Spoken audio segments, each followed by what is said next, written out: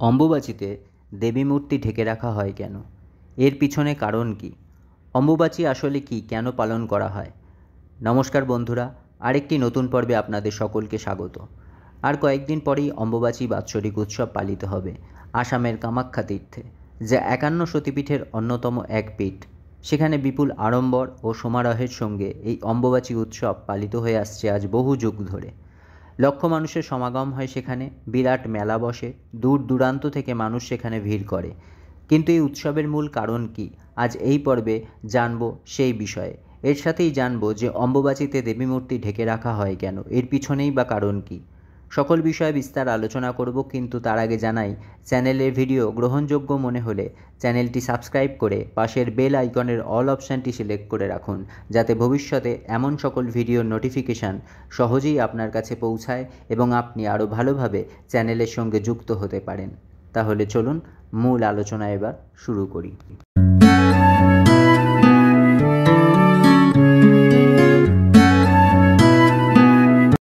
প্রথমেই জেনে নিই অম্বুবাচী কথার অর্থ কী। অম্বুবাচী শব্দটি এসেছে সংস্কৃত শব্দ অম্বু, যার অর্থ জল, এবং বাচী, যার অর্থ কথা বা শব্দ। এটিকে পৃথিবীর জলযুক্ত হওয়ার প্রতীক হিসেবে ধরা হয়, যা উর্বরতা ও প্রজননের সঙ্গে সম্পর্কিত। অম্বুবাচী শব্দের অর্থ হল জলযুক্ত বা বৃষ্টির সাথে সম্পর্কিত। এই সময়কালে পৃথিবী বা ধরিত্রী বর্ষার জলে সিক্ত হয়ে নতুন করে বীজ ধারণের জন্য প্রস্তুত হয় বলে মনে করা হয়। অম্বু শব্দের সংক্ষেপে অম্বুবাচী হল বর্ষার আগমন এবং ধরিত্রীর উর্বরতা ও প্রজনন শক্তির প্রতীক। আষাঢ় মাসের ৭ তারিখে মৃগশিরা নক্ষত্রের ৩টি পদ শেষ হলে যখন সূর্য বা রবি আদ্রা নক্ষত্রে প্রবেশ করে, তখন সেই আদ্রা নক্ষত্রযুক্ত রবির অবস্থানকালে অম্বুবাচী পালিত হয়। এই আদ্রা কথাটি আর্দ্রতা থেকে এসেছে। আর্দ্রতা মানে ভেজা বা সিক্ত, অর্থাৎ এই সময় বর্ষাকাল বা বর্ষা ঋতু তার প্রাদুর্ভাব দেখায় বা বেশি পরিমাণ বৃষ্টিপাতের পরিমাণ দেখা যায়। অর্থাৎ অম্বুবাচী প্রবৃত্তি বা শুরু থেকে অম্বুবাচী নিবৃত্তি বা শেষ হওয়ার এই সময়কালে সাধারণত বেশি পরিমাণ বৃষ্টিপাত হতে দেখা যায়, অর্থাৎ ধরিত্রী বা মাটি ভিজে থাকে, এবং কৃষিকাজের জন্য যা অপরিহার্য বলে মনে করা হয়ে থাকে। বা বলা যেতে পারে সূর্য বা রবি আদ্রা নক্ষত্রে প্রবেশের সাথে তার দাবদাহ বা প্রখর তাপের যে ক্ষমতা, অর্থাৎ গ্রীষ্মকালের যে প্রখর দাবদাহ চলে, তা হ্রাস পায় বা কমে যায় এবং বৃষ্টির ঋতু বা কাল শুরু হয়। শাস্ত্রে বলা হয় এই সময় পৃথিবী বা ধরিত্রী মা ঋতুমতী হন বলে বিশ্বাস করা হয়, অর্থাৎ বৃষ্টির মাধ্যমে উর্বর হন। আমাদের সনাতন শাস্ত্রে প্রকৃতিকে দেবীরূপে কল্পনা করা হয়েছে। ঠিক তাই বলা হয় যে এই সময় দেবীর অম্বুবাচী বা রজস্বলা হওয়ার সময়। সাধারণত ৬ই বা ৭ই আষাঢ় থেকে ১০ই বা ১১ই আষাঢ় পর্যন্ত এই যোগ থাকে। আমাদের হিন্দু শাস্ত্রে পৃথিবীকে মাতৃস্থানীয় বলা হয়। বেদে এই রকমই বলা হয়েছে, তিনি আমাদের মা। পৌরাণিক যুগেও পৃথিবীকে ধরিত্রী মাতা বলা হতো। তাহলে দেখা যাচ্ছে পৃথিবী আমাদের মা, কারণ সেখানেই আমাদের জন্ম। শুধু আমাদের কেন, ফুল পাখি প্রকৃতি, এক কথায় সবাই আমরা পৃথিবীর সন্তান। আমরা জানি মেয়েদের ঋতুকাল বা রজস্বলা হয় এবং একজন নারী তারপরেই সন্তান ধারণে সক্ষম হন। ঠিক তেমনই প্রতি বছর অম্বুবাচীর এই ৩ দিনকে পৃথিবীর ঋতুকাল ধরা হয়। এর সাথে প্রাচীন কৃষি ব্যবস্থা জড়িয়ে আছে। এই ৩ দিন জমিতে কোনো চাষ করা হয় না।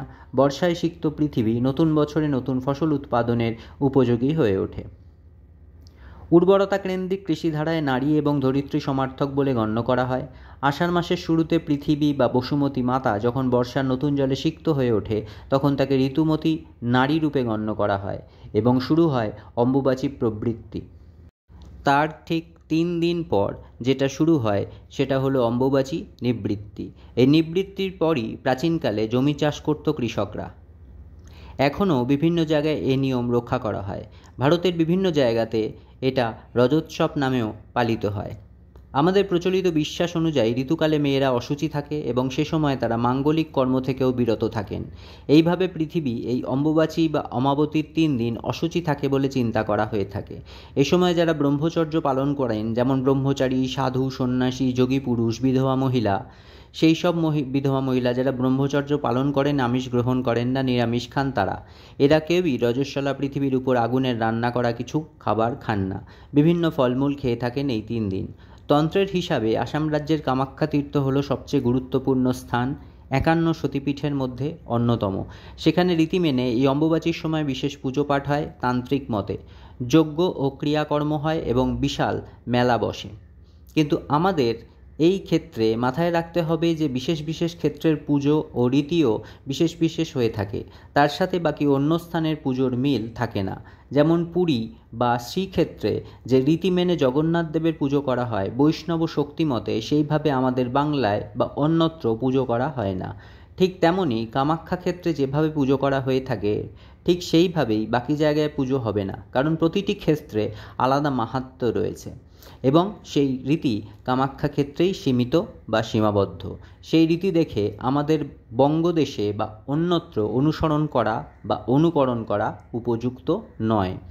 সেই কারণেই এই সময়কালে দেবতার পুজো বন্ধ রাখা বা দেবী মার মূর্তি ঢেকে রাখা, এই সকল ভ্রান্ত ধারণা থেকে বেরিয়ে আসা উচিত।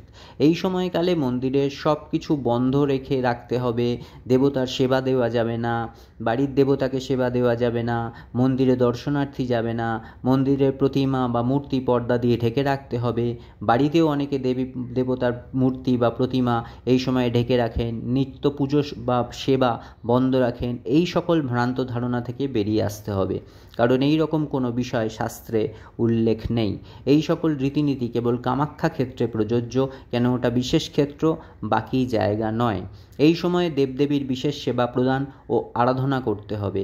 এই সময় বিশেষভাবে দেবদেবীকে নৈবেদ্য বা ভোগ নিবেদন করতে হবে।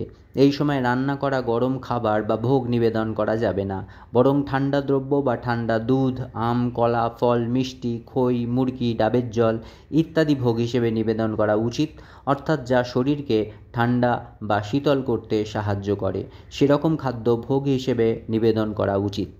কিন্তু এই সময় হোম বা যজ্ঞ নিষিদ্ধ। অগ্নি প্রজ্বলন পুজো পাঠের ক্ষেত্রে এই সময় একেবারেই নিষিদ্ধ। হোম ব্যতীত সাধারণ পূজা পাঠ করণীয়। যারা তন্ত্রমতে দীক্ষিত তারা এই সময় বিশেষ মন্ত্রপাঠ ও গুরু পূজা করে থাকেন। বিশেষ মন্ত্র পুনশ্চরণ করার কথা শাস্ত্রতে উল্লেখিত আছে।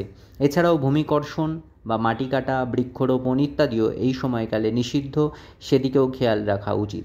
এবং এই সময়কালে কোনো শুভ অনুষ্ঠান যেমন বিবাহ, অন্নপ্রাশন এগুলো বন্ধ থাকে। মনে করা হয় এই সময়কালে আমদুধ খেলে সারা বছর সর্পদংশনের ভয় থেকে মুক্তি লাভ করা যায়, অর্থাৎ সারা বছর সাপে কামড়ের ভয় খুব একটা থাকে না। আজকের এই ভিডিওটি ভালো লাগলে একটি লাইক অবশ্যই করবেন আর চ্যানেলটি সাবস্ক্রাইব করে পাশে থাকবেন। আজ এই পর্যন্তই, আবার দেখা হচ্ছে আগামী পর্বে। ততক্ষণ ভালো থাকুন, হাসি খুশি থাকুন। ধন্যবাদ।